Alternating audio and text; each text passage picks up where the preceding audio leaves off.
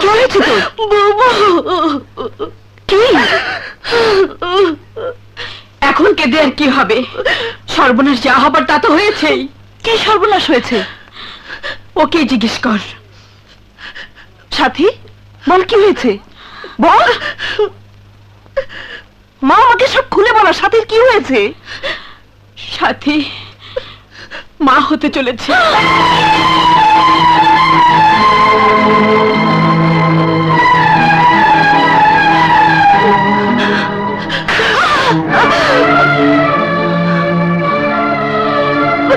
বল, কে তোর এই অবৈধ সন্তানের পিতা?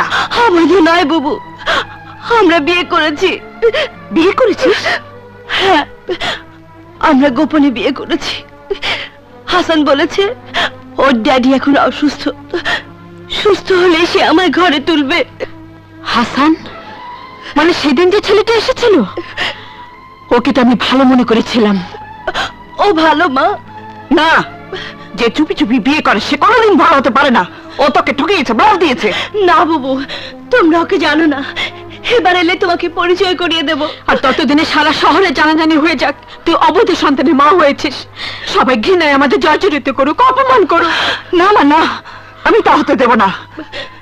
তার আগেই তোকে ওর বউ করে ঘরে তুলতে হবে। তুই হাসানের ঠিকানা দে। নো, আই ডোন্ট বিলিভ ইট।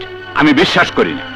আমার ছেলেকে ফাঁদে ফেলে চক্রান্ত করে তোমাদের মতো হাবাতে গরিব ঘরের মেয়েরা বড়লোক হবার স্বপ্ন দেখে। স্বপ্ন আমরা গরিবরা দেখি না, গরিবদের স্বপ্ন দেখেন আপনাদের মতো বড় লোকেরা।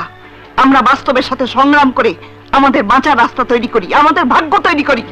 আর আপনাদের মতো বড় লোকেরা রঙিন ঐশ্বর্যের স্বপ্ন দেখে সেই স্বপ্ন ভেঙে চুরমার করে দেন, আমাদের ভাগ্য নষ্ট করে দেন। থামো। জানো তুমি কার সামনে দাঁড়িয়ে কথা বলছো? জানি, একজন লম্পট চরিত্রহীন সন্তানের পিতার সামনে দাঁড়িয়ে কথা বলছি।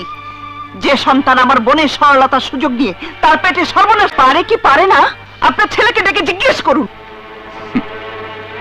আমার ছেলে বিদেশে গেছে এবং বলতে দ্বিধা নেই, সে বিয়ে করে বউ নিয়ে হানিমুন করতে বিদেশে গেছে।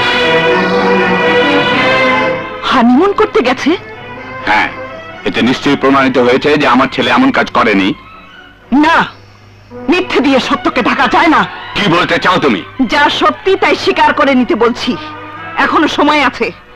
সমাজের লোকেরা নানা কথা বলে কলঙ্ক রাটানোর আগে সাথীকে আপনার বাড়ির বউ বলে স্বীকার করে নিন, নইলে অন্যায়ের আগুনে জ্বলে পড়ে ছারখার হয়ে যাবেন। গেট আউট, বেরিয়ে যাও, নইলে দারোয়ান দেখে আমি তো। দারোয়ান দিয়ে অন্যায়কে চেপে রাখতে পারবেন না।